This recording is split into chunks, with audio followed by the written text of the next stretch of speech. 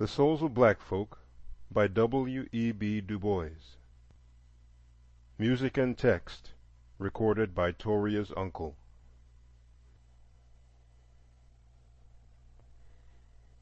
Chapter 6. Of the Training of Black Men.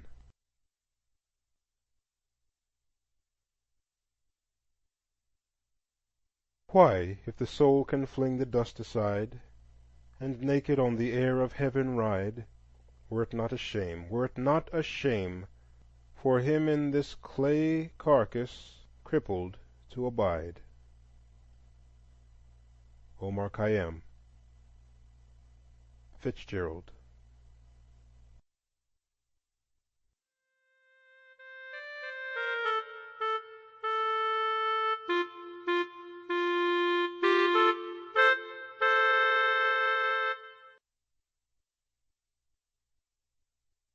From the shimmering swirl of waters where many, many thoughts ago the slave ship first saw the square tower of Jamestown, have flown down to our day 3 streams of thinking. One, swollen from the larger world here and overseas, saying, "The multiplying of human wants in culture lands calls for the worldwide cooperation of men in satisfying them. Hence arises a new human unity, pulling the ends of earth nearer, and all men, black, yellow, and white. The larger humanity strives to feel in this contact of living nations and sleeping hordes a thrill of new life in the world, crying, if the contact of life and sleep be death, shame on such life." To be sure, behind this thought lurks the afterthought of force and dominion, the making of brown men to delve when the temptation of beads and red calico cloys. The second thought, streaming from the death ship and the curving river, is the thought of the older South, the sincere and passionate belief that somewhere between men and cattle God created a tertium quid, and called it a Negro, a clownish, simple creature, at times even lovable within its limitations, but straitly foreordained to walk within the veil. To be sure, behind the thought lurks the afterthought. Some of them, with favoring chance, might become men, but in sheer self-defense we dare not let them, and we build about them walls so high and hang between them and the light a veil so thick that they shall not even think of breaking through. And last of all there trickles down that third and darker thought, the thought of the things themselves, the confused half-conscious mutter of men who are black and whitened, crying, "Liberty, freedom, opportunity, vouchsafe to us, O boastful world, the chance of living men." To be sure, behind the thought lurks the afterthought. Suppose after all the world is right, and we are less than men?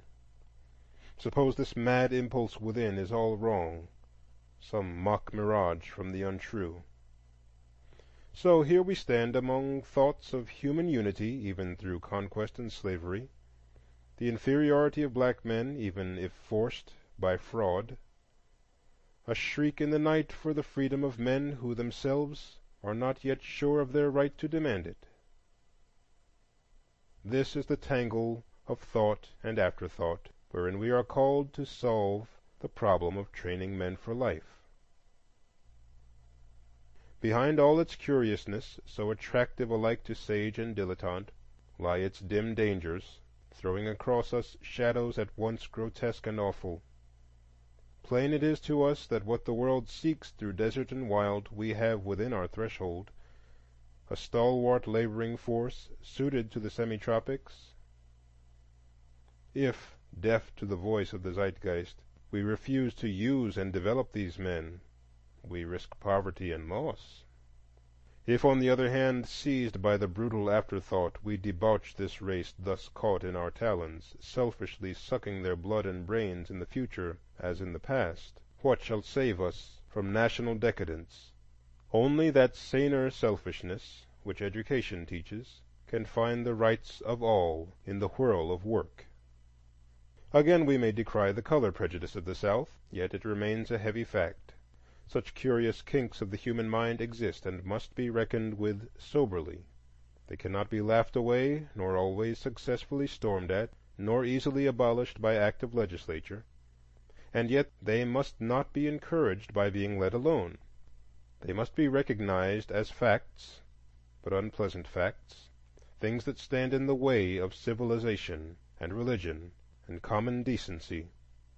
They can be met in but one way, by the breadth and broadening of human reason, by catholicity of taste and culture.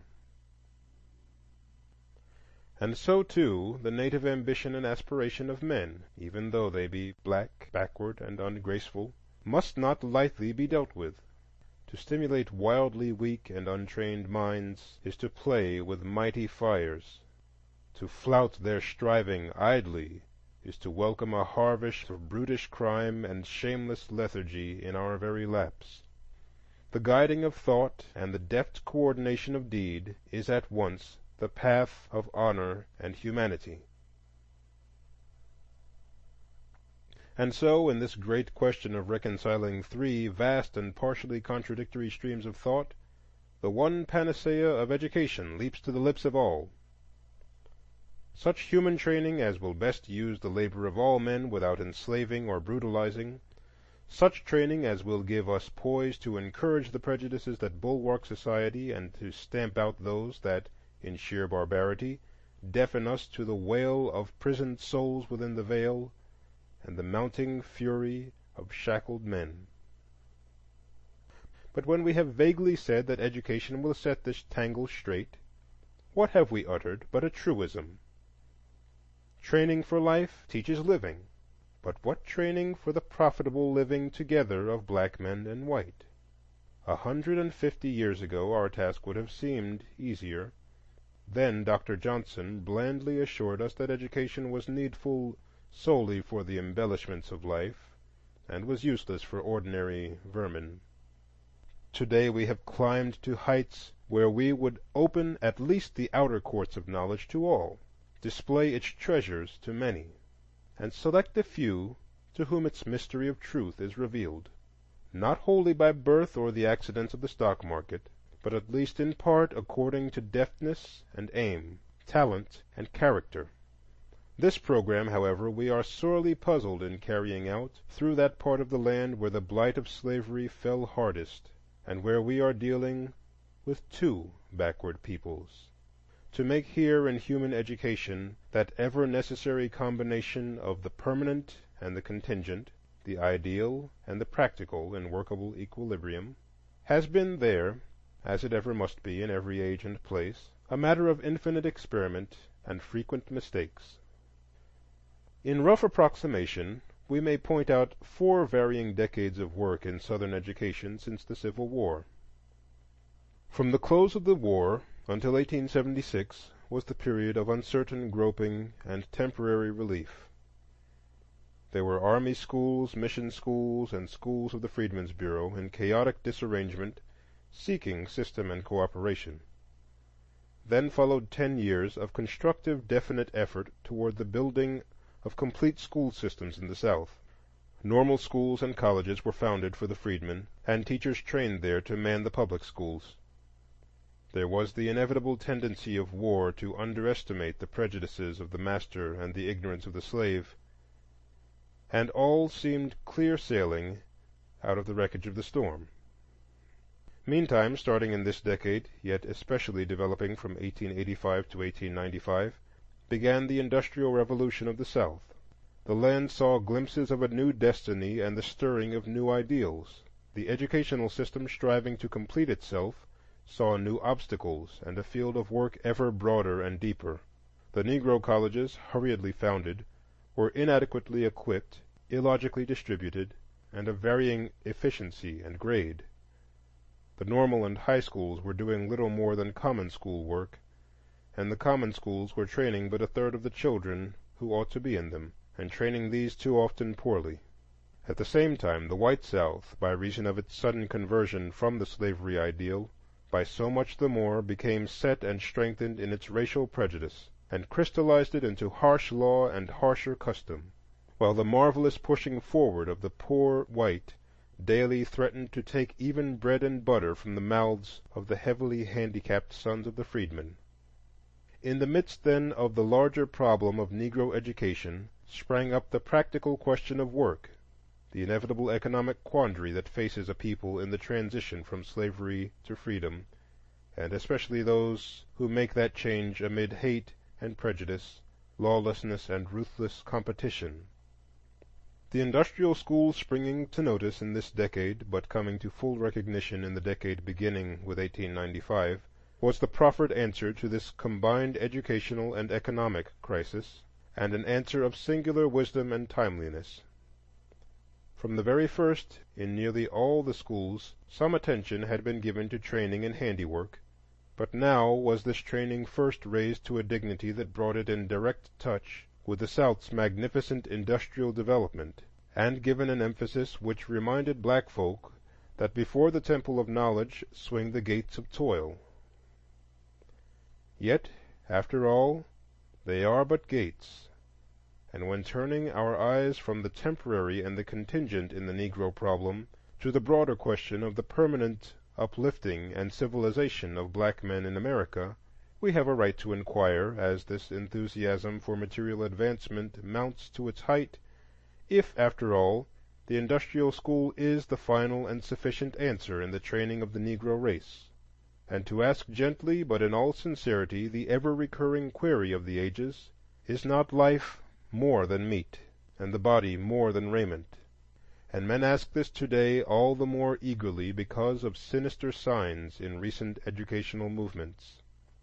The tendency is here, born of slavery and quickened to renewed life by the crazy imperialism of the day, to regard human beings as among the material resources of a land, to be trained with an eye single to future dividends. Race prejudices, which keep brown and black men in their places, we are coming to regard as useful allies with such a theory, no matter how much they may dull the ambition and sicken the hearts of struggling human beings. And above all, we daily hear that an education that encourages aspiration, that sets the loftiest of ideals, and seeks as an end culture and character rather than breadwinning, is the privilege of white men, and the danger and delusion of black. Especially has criticism been directed against the former educational efforts to aid the Negro. In the four periods I have mentioned, we find first boundless, planless enthusiasm and sacrifice, then the preparation of teachers for a vast public school system, then the launching and expansion of that school system amid increasing difficulties, and finally the training of workmen for the new and growing industries. This development has been sharply ridiculed as a logical anomaly and flat reversal of nature. Soothly we have been told that first industrial and manual training should have taught the Negro to work, then simple schools should have taught him to read and write, and finally, after years, high and normal schools could have completed the system as intelligence and wealth demanded. That a system, logically so complete, was historically impossible, it needs but a little thought to prove. Progress in human affairs is more often a pull than a push, a surging forward of the exceptional man, and the lifting of his duller brethren slowly and painfully to his vantage ground. Thus it was no accident that gave birth to universities centuries before the common schools, that made fair Harvard the first flower of our wilderness. So in the South, the mass of the freedmen at the end of the war lacked the intelligence so necessary to modern workingmen. They must first have the common school to teach them to read, write, and cipher, and they must have higher schools to teach teachers for the common schools. The white teachers who flocked south went to establish such a common school system. Few held the idea of founding colleges. Most of them at first would have laughed at the idea. But they faced, as all men since them have faced, that central paradox of the South, the social separation of the races. At that time, it was the sudden volcanic rupture of nearly all relations between black and white, in work and government and family life. Since then, a new adjustment of relations in economic and political affairs has grown up, an adjustment subtle and difficult to grasp, yet singularly ingenious, which leaves still that frightful chasm at the color line across which men pass at their peril. Thus, then and now, there stand in the South two separate worlds, and separate not simply in the higher realms of social intercourse, but also in church and school, on railway and streetcar, in hotels and theaters, in streets and city sections, in books and newspapers, in asylums and jails, in hospitals and graveyards. There is still enough of contact for large economic and group cooperation, but the separation is so thorough and deep that it absolutely precludes, for the present, between the races, anything like that sympathetic and effective group training and leadership of the one by the other, such as the American Negro and all backward peoples must have for effectual progress.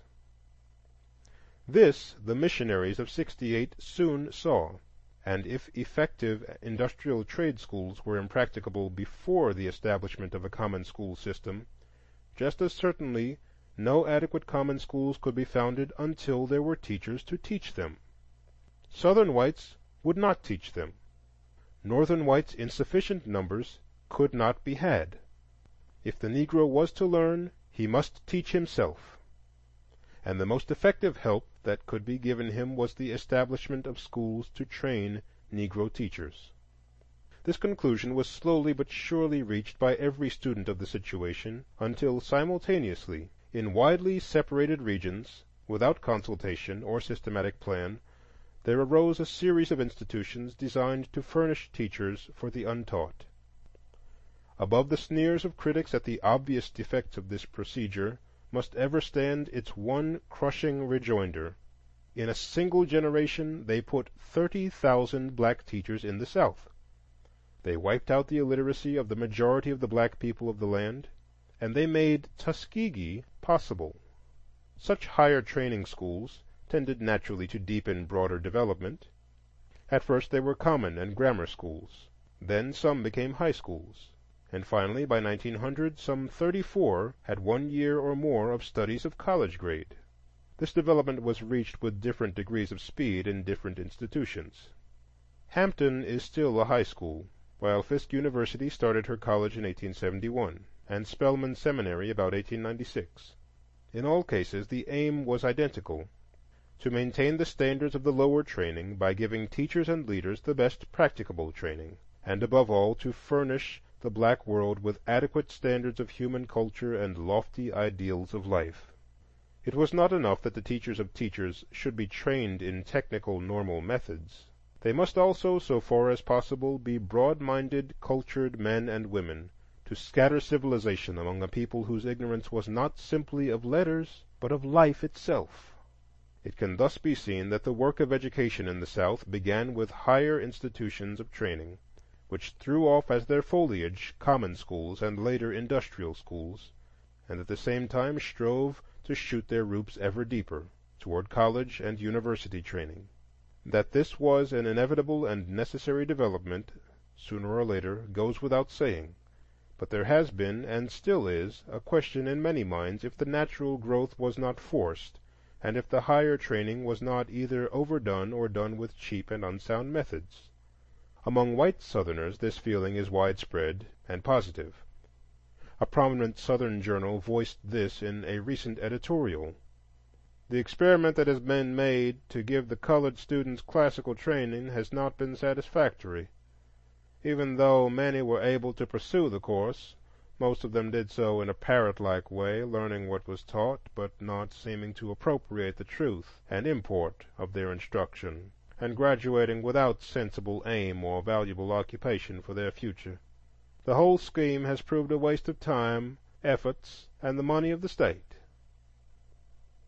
While most fair-minded men would recognize this as extreme and overdrawn, still without doubt many are asking, are there a sufficient number of Negroes ready for college training to warrant the undertaking? Are not too many students prematurely forced into this work? Does it not have the effect of dissatisfying the young Negro with his environment? And do these graduates succeed in real life? Such natural questions cannot be evaded. Nor, on the other hand, must a nation naturally skeptical as to Negro ability assume an unfavorable answer without careful inquiry and patient openness to conviction. We must not forget that most Americans answer all queries regarding the Negro a priori, and that the least that human courtesy can do is to listen to evidence. The advocates of the higher education of the Negro would be the last to deny the incompleteness and glaring defects of the present system. Too many institutions have attempted to do college work, the work in some cases has not been thoroughly done, and quantity rather than quality has sometimes been sought. But all this can be said of higher education throughout the land. It is the almost inevitable incident of educational growth, and leaves the deeper question of the legitimate demand for the higher training of Negroes untouched. And this latter question can be settled in but one way, by a first-hand study of the facts.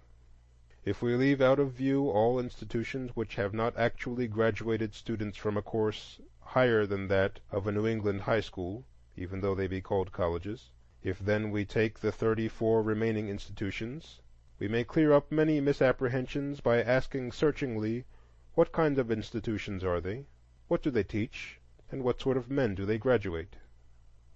At first we may say that this type of college, including Atlanta, Fisk, and Howard, Wilberforce, and Claflin, Shaw, and the rest, is peculiar, almost unique.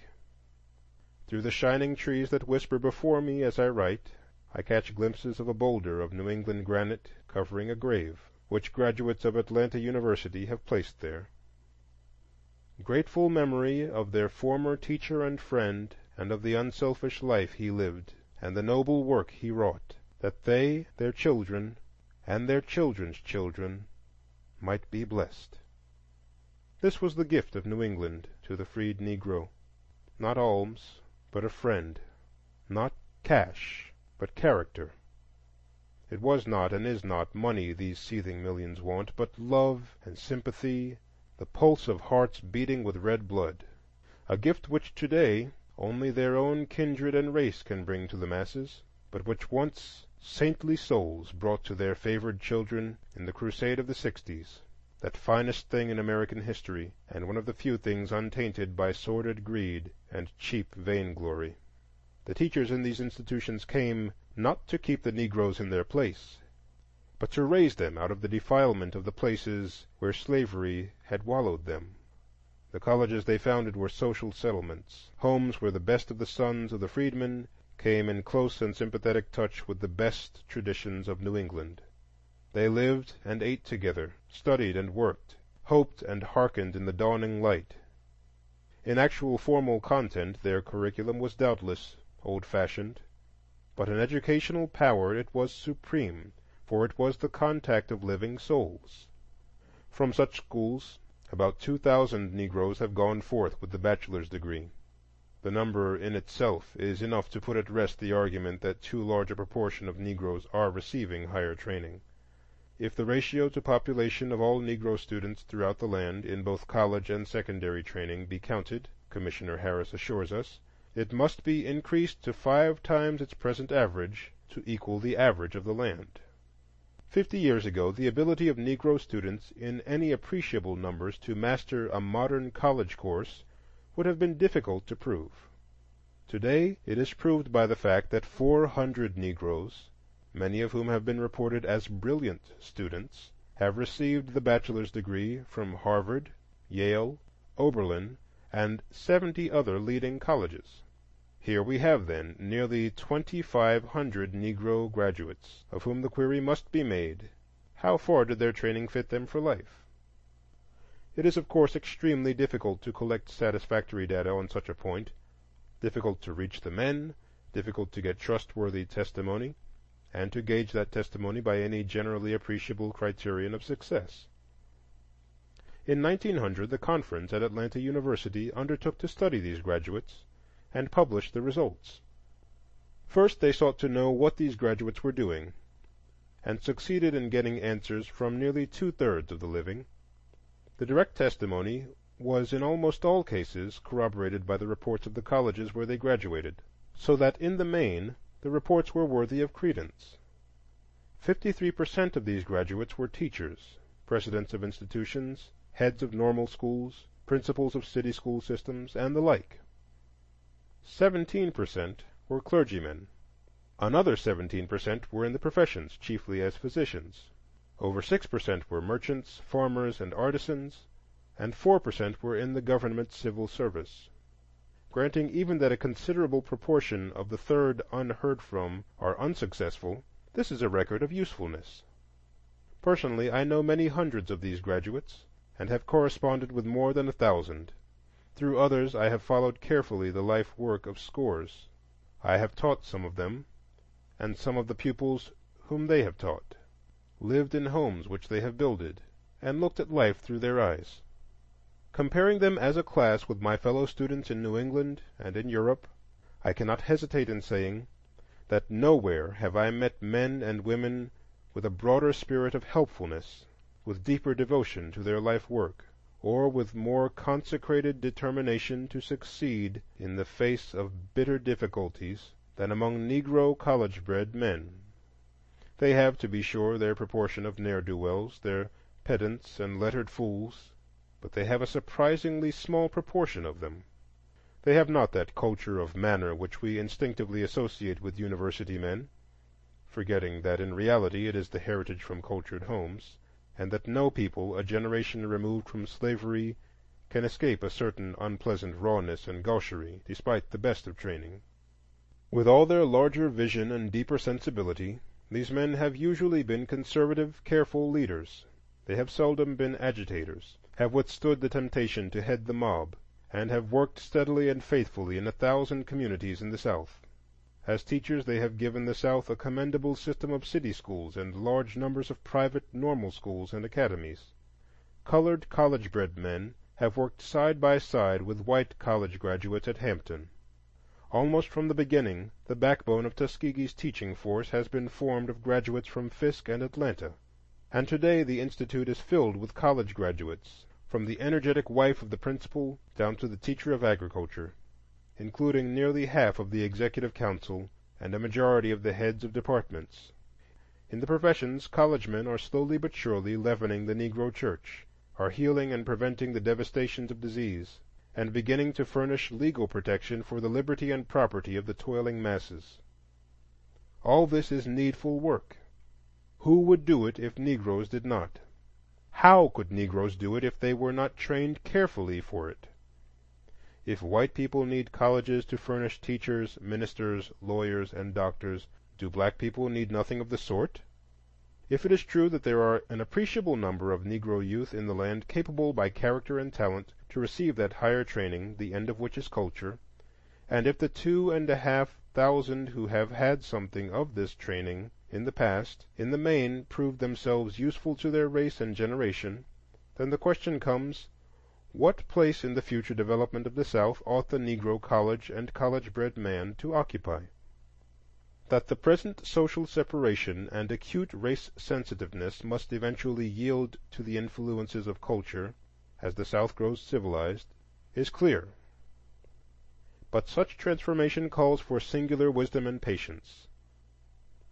If, while the healing of this vast sore is progressing, the races are to live for many years side by side, united in economic effort, obeying a common government, sensitive to mutual thought and feeling, yet suddenly and silently separate in many matters of deeper human intimacy, if this unusual and dangerous development is to progress amid peace and order, mutual respect, and growing intelligence, it will call for social surgery, at once the delicatest and nicest in modern history.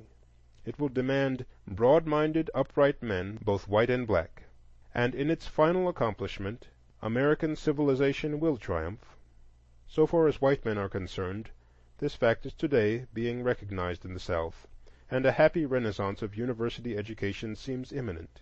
But the very voices that cry hail to this good work are, strange to relate, largely silent or antagonistic to the higher education of the Negro. Strange to relate, for this is certain: no secure civilization can be built in the South with the Negro as an ignorant, turbulent proletariat.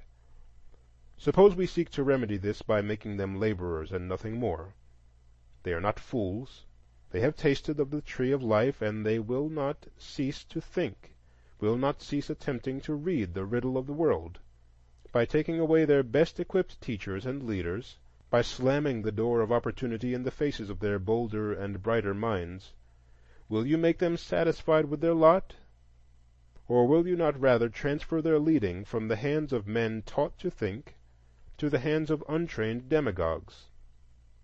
We ought not to forget that despite the pressure of poverty, and despite the active discouragement and even ridicule of friends, the demand for higher training steadily increases among Negro youth. There were, in the years from 1875 to 1880, 22 Negro graduates from Northern colleges. From 1885 to 1890 there were 43, and from 1895 to 1900 nearly 100 graduates. From Southern Negro colleges there were in the same three periods 143, 413, and over 500 graduates. Here, then, is the plain thirst for training. By refusing to give this talented tenth the key to knowledge, can any sane man imagine that they will lightly lay aside their yearning and contentedly become hewers of wood and drawers of water? No. The dangerously clear logic of the Negro's position will more and more loudly assert itself in that day when increasing wealth and more intricate social organization preclude the South from being, as it so largely is, simply an armed camp for intimidating black folk. Such waste of energy cannot be spared if the South is to catch up with civilization. And as the black third of the land grows in thrift and skill, unless skillfully guided in its larger philosophy, it must more and more brood over the red past and the creeping crooked present, until it grasps a gospel of revolt and revenge, and throws its newfound energies athwart the current of advance. Even today the masses of the Negroes see all too clearly the anomalies of their position and the moral crookedness of yours. You may marshal strong indictments against them, but their counter-cries, lacking though they be in formal logic, have burning truths within them which you may not wholly ignore, O Southern gentlemen. If you deplore their presence here, they ask, "Who brought us?" When you cry, "Deliver us from the vision of intermarriage," they answer that legal marriage is infinitely better than systematic concubinage and prostitution. And if in just fury you accuse their vagabonds of violating women, they also in fury quite as just may reply, "The rape which your gentlemen have done against helpless black women in defiance of your own laws is written on the foreheads of 2 millions of mulattoes, and written in ineffaceable blood."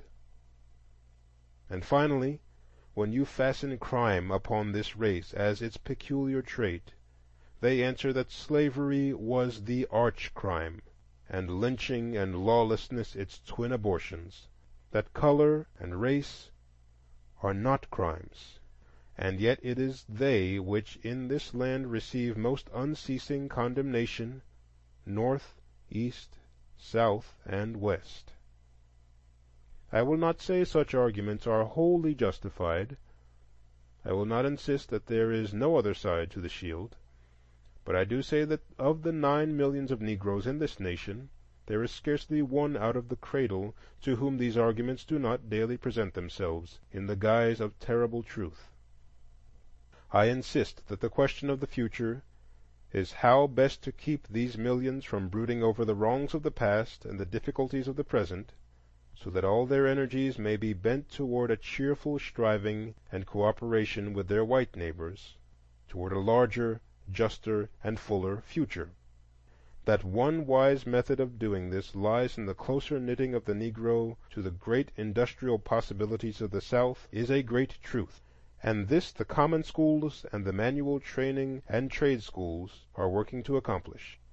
But these alone are not enough. The foundations of knowledge in this race, as in others, must be sunk deep in the college and university if we would build a solid, permanent structure. Internal problems of social advance must inevitably come, problems of work and wages, of families and homes, of morals and the true valuing of the things of life, and all these and other inevitable problems of civilization the Negro must meet and solve largely for himself by reason of his isolation. And can there be any possible solution other than by study and thought, and an appeal to the rich experience of the past? Is there not, with such a group and in such a crisis, infinitely more danger to be apprehended from half-trained minds and shallow thinking than from over-education and over-refinement? Surely we have wit enough to found a Negro college so manned and equipped as to steer successfully between the dilettante and the fool. We shall hardly induce black men to believe that if their stomachs be full, it matters little about their brains. They already dimly perceive that the paths of peace winding between honest toil and dignified manhood call for guidance of skilled thinkers. The loving, reverent comradeship between the black lowly and the black men emancipated by training and culture. The function of the Negro college, then, is clear. It must maintain the standards of popular education, it must seek the social regeneration of the Negro, and it must help in the solution of problems of race contact and cooperation. And finally, beyond all this, it must develop men. Above our modern socialism and out of the worship of the mass must persist and evolve that higher individualism which the centers of culture protect. There must come a loftier respect for the sovereign human soul that seeks to know itself and the world about it, that seeks a freedom for expansion and self-development, that will love and hate and labor in its own way, untrammeled alike by old and new. Such souls aforetime have inspired and guided worlds, and if we be not wholly bewitched by our Rheingold, they shall again. Herein the longing of black men must have respect. The rich and bitter depth of their experience, the unknown treasures of their inner life, the strange rendings of nature they have seen, may give the world new points of view, and make their loving, living, and doing precious to all human hearts. And to themselves, in these the days that try their souls, the chance to soar in the dim blue air above the smoke is to their finer spirits boon and guerdon for what they lose on earth by being black. I sit with Shakespeare, and he winces not. Across the color line I move arm in arm with Balzac and Dumas, where smiling men and welcoming women glide in gilded halls. From out the caves of evening that swing between the strong-limbed earth and the tracery of the stars, I summon Aristotle and Aurelius, and what soul I will, and they come, all graciously, with no scorn nor condescension. So, wed with truth, I dwell above the veil. Is this the life you grudge us, O knightly America? Is this the life you long to change into the dull red hideousness of Georgia? Are you so afraid lest, peering from this high Pisgah between Philistine and Amalekite, we sight the promised land?